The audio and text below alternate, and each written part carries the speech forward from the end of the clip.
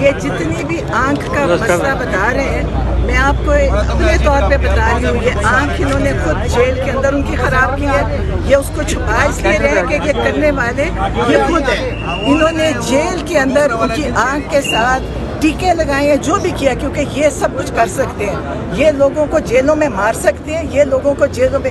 عمران خان کی آنکھ خود سے خراب نہیں ہوئی، جیل والوں نے کیا. اس کو یہ چھپا رہے ہیں اور اس کو اور خراب کر رہے ہیں. اب یہ چاہتے ہیں دوسری آنکھ پہ بھی خراب ہو جائے. لیکن میں آپ کو بتا رہی ہوں، یہ تو پرامن بات کر رہی ہیں. میں تو پرامن کی بات ہی نہیں کرتی. میں سوچتی ہوں لوگوں کو نکل کے جلدی احتجاج کرنا چاہیے. یہ وقت لے رہے ہیں، ان کو ٹائم چاہیے تاکہ آنکھ اور خراب ہو جائے. اور یہ سمجھتے ہیں کہ ہم سب ایسے بیٹھے رہیں گے. ان کا خیال ہے، مجھے نہیں پتا پہلے لوگ جو قتل کر چکے ان کا کیا ہوا تھا. ہم بیٹھیں گے بھی نہیں اور ہم اس کا حساب بھی لیں گے اور اس کا بدلہ بھی لیں گے. یہ ہمیں اللہ نے ہمیں اجازت دی ہے کہ ہمارے ساتھ اگر آنکھ خراب کی جائے تو آنکھ کا حساب دیا جاتا ہے. تو آنکھ کے بدلے آنکھ ہوگی. اور میں پہلے بھی کہہ چکی ہوں کہ ان کا خیال ہے کہ ان کی آنکھیں بچ جائیں گی. پھر یہ لوگ اپنی آنکھیں پٹیاں باندھ کے نکلیں گے، وہ اس کے اوپر کچھ چڑھا کے نکلیں گے، لیکن ان کی آنکھیں پاکستان میں بھی نہیں بچیں گی اور باہر کی دنیا میں بھی نہیں بچیں گی. انہوں نے عمران خان کی جان بوجھ کے خراب کی ہے.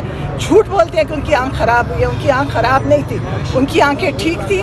اور یہ اس کا علاج اس لیے نہیں کروا رہے کہ چاہتے ہیں کہ دوسری آنکھ پہ بھی اثر ہو جائے. یہ سب جھوٹ ہے اور اس کے اوپر آپ احتجاج کریں گے. رپورٹ پبلک انہوں نے کی ہے، جو آفیشیلی پبلک کی گئی ہے، وہ ایک بڑی انایڈیکویٹ اور ان پروفیشنل رپورٹ ہے. میں پہلے بتا چکی ہوں، اس پہ کچھ نہیں ہے. ڈاکٹرز نے کمیٹی کچھ نہیں کیا اور یہ بہت کنسرننگ ہے کیونکہ یہ ڈیلے ہوتا جا رہا ہے. یہ پولیٹکس نہیں ہے، یہ خان صاحب کی صحت ہے. اور یہ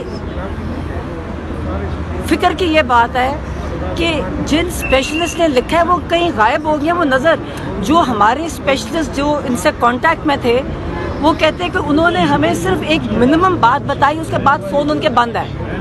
وہ کہیں غائب ہو گئے ہیں، وہ کہیں ابڈکٹ ہو گئے ہیں، تو کچھ نہیں بتایا. سارے ڈاکٹرز بہت کنسرنڈ ہیں.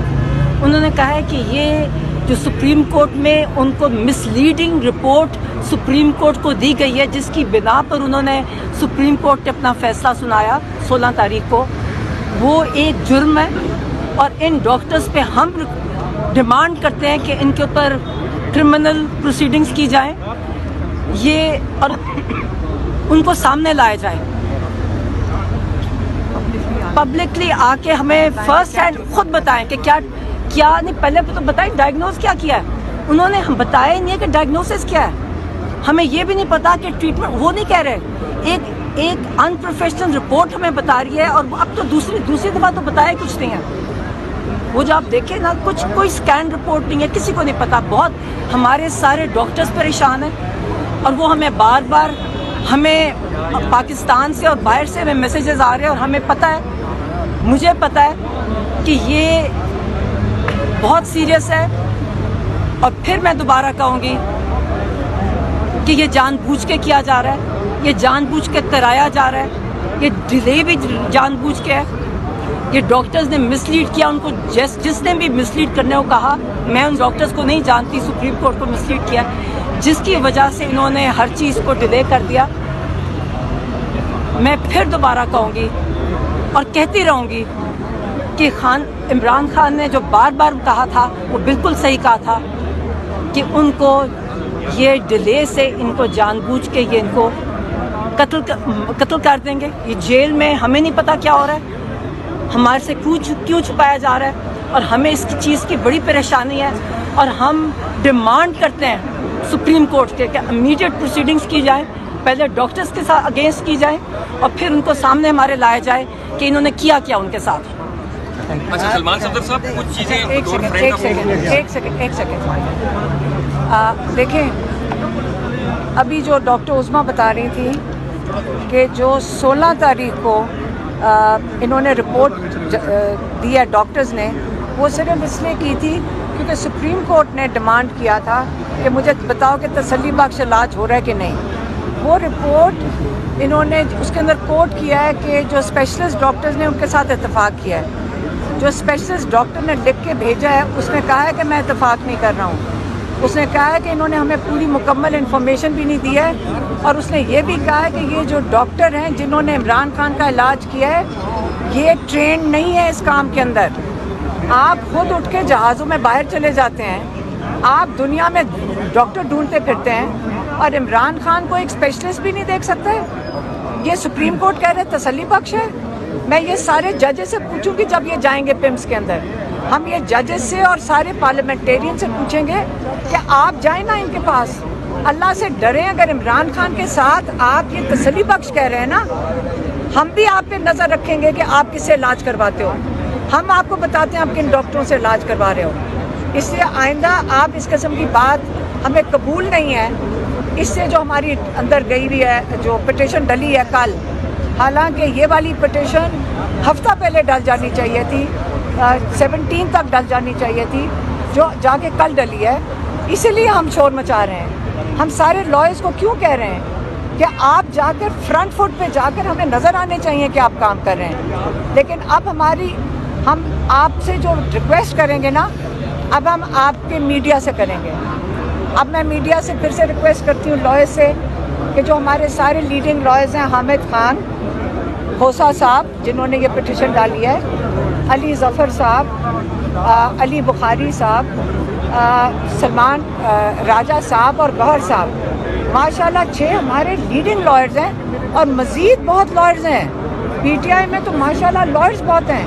ہم چاہیں گے کہ آپ سارے موجود ہوں، سپریم کورٹ سے جا کے ڈیٹ لیں، اس پٹیشن کی ہیئرنگ کی ڈیٹ لیں، اور ہم آپ سے مطلب اپیل کرتے ہیں کہ آپ ہر حالت میں انشور کریں کہ عمران خان کا جلد سے جلد شفا میں لے کے جایا جائے اور ان کا وہاں پہ علاج کیا جائے.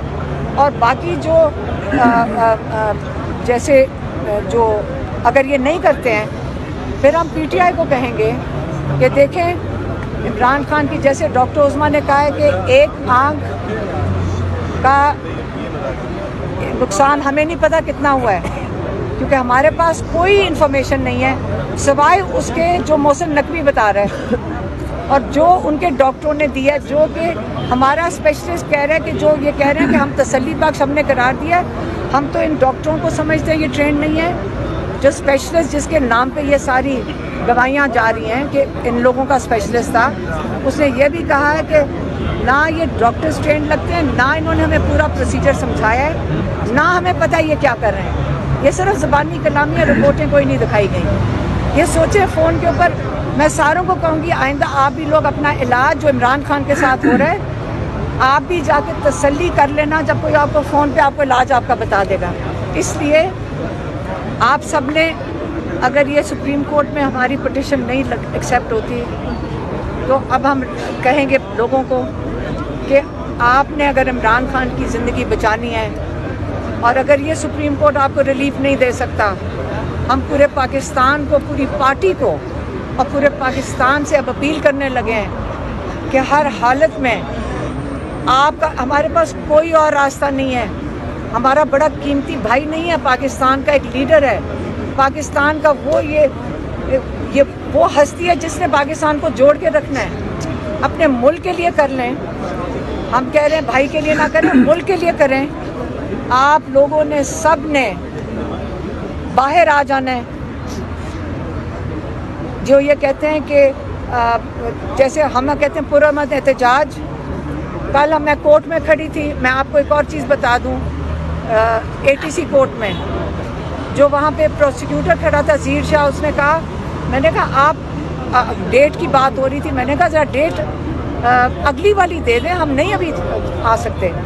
اس نے کہا جی میں چاہوں گا کہ آج آپ جیل میں چلی جائیں. یہ پروسیکیوٹر نے کہا. تو میں نے کہا یاد رکھیں، پرامن احتجاج ہمارا آئین ہمیں حق دیتا ہے. جب ہم کال دیتے ہیں پرامن احتجاج کی، جو عمران خان نے دی تھی، پرامن احتجاج کی کال تھی.